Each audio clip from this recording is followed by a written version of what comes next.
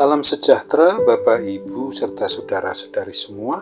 Untuk mengawali renungan tentang firman Tuhan ini, mari kita bersatu di dalam doa. Tuhan Allah Bapa di surga yang melampaui segala akal, hati, dan pikiran kami umat manusia, berfirmanlah kepada kami sebab kami bersedia untuk mendengar, dan atas pertolongan Roh Kudus, mampukan kami untuk boleh melaksanakan hidup ini sesuai dengan kebenaran firman-Mu. Dalam nama Tuhan Yesus kami berdoa. Amin.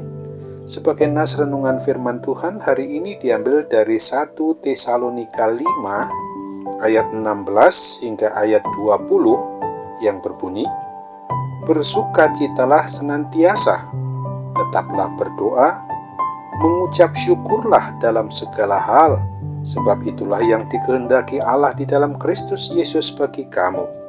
Janganlah padamkan roh, dan janganlah anggap rendah nubuat-nubuat." Sebagai tema yang diangkat dari nas renungan kita ini adalah Allah Bapa menghendaki kita bersukacita, berdoa, dan mengucap syukur dalam segala hal. Sesungguhnya Tuhan kita Yesus Kristus tidak menghendaki umatnya ini hidup di dalam penderitaan. Bahkan Tuhan menghendaki kita semua, umat manusia ini, untuk selalu bersukacita penuh kebahagiaan. Oleh karena itu, melalui perenungan firman Tuhan pada hari ini, Tuhan mau mengajarkan dan mengajarkan kepada kita, umat manusia ini diajak supaya kita mampu bersukacita senantiasa dengan jalan seperti yang berikut ini. Pertama adalah tetap berdoa. Artinya bahwa hidup yang selalu dekat dengan Tuhan, tidak pernah menjauh dari Tuhan kita Yesus Kristus dan dalam persekutuan Roh Kudus itu, maka dengan berdoa kita dapat selalu berkomunikasi karib akrab dengan Tuhan Sang Pencipta dan Pemelihara dan Sang Pemilik hidup dan mati kita umatnya ini, baik di dalam selalu untuk bersyukur dan berserah secara total dalam menghadapi kehidupan apapun pergumulan permasalahan yang sedang kita hadapi.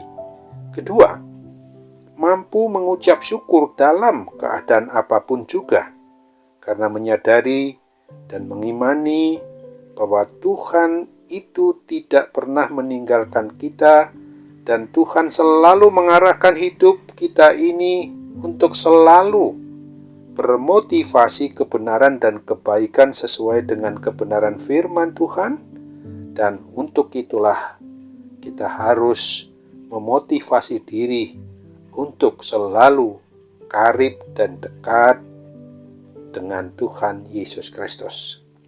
Ketiga, jangan pernah memadamkan roh.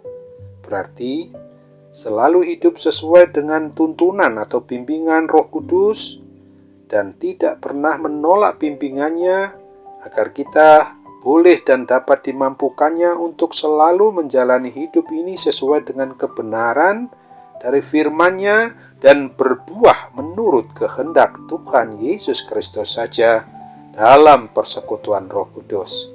Keempat, jangan anggap rendah nubuat-nubuat.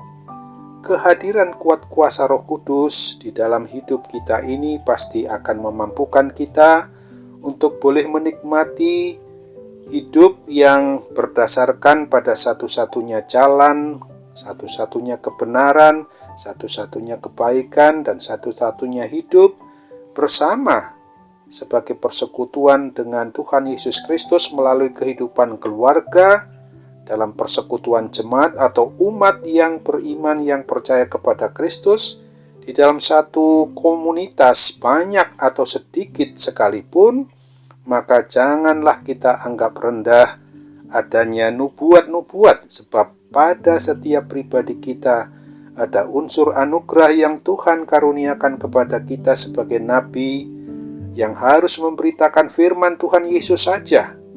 Sebagai imam harus mempersembahkan hidup melalui sikap tingkah laku dan perbuatan kita hanya kepada Dia Dan selaku raja, sedikit-dikitnya kita harus merajai diri kita ini sendiri, supaya jangan takluk kepada kuasa jahat, kuasa yang memberontak kepada Tuhan, tetapi hanya takluk kepada Raja di atas segala raja-raja. Itulah Tuhan Yesus Kristus, supaya kita tunduk sepenuhnya kepada Dia yang adalah nabi di atas nabi-nabi, imam di atas imam-imam, dan raja di atas segala raja-raja itu saja. Sesungguhnya kita semua sangat merindukan hidup yang penuh dengan sukacita dan kebahagiaan di dalam segala keadaan apapun juga. Untuk itulah, mari kiranya kita sebagai pribadi, sebagai keluarga yang sudah mengaku beriman, hanya percaya kepada Kristus, supaya kita selalu memohon pertolongan dan bimbingan Roh Kudus, agar hidup kita di dalam kasih Tuhan Yesus Kristus itu dapat senantiasa bersuka cita dan dapat melihat sisi baik dari kehidupan yang kita alami. Bagaimanapun pergumulan, persoalan, permasalahan yang sedang kita hadapi itu, supaya kita tidak tenggelam di dalamnya secara berlebihan, sehingga mampu kita melakukan hidup ini untuk tetap bersyukur karena merasakan betapa besar kasih-Nya kepada kita di sepanjang hidup kita, selagi diberi kesempatan untuk menikmati hidup di dunia ini. Maka ingatlah akan Filipi 4 ayat 4. Bersukacitalah senantiasa dalam Tuhan. Sekali lagi kukatakan, bersukacitalah. Amin. Mari kita kembali bersatu dalam doa. Terima kasih Tuhan Bapa di surga, karena kehendak-Mu yang memang menghendaki kami agar kami senantiasa mampu untuk bersukacita, karena itulah arti dari hidup yang sudah bersama dengan Tuhan Yesus. Kini segala pergumulan apapun kami mau serahkan dalam solusinya, jalan keluarnya daripada-Mu oleh tuntunan Roh Kudus. Baik itu sakit penyakit apapun juga secara rohani, jasmani kami serahkan dalam penyembuhan-Mu, pemulihan-Mu. Dalam nama Tuhan Yesus kami mohon. Amin.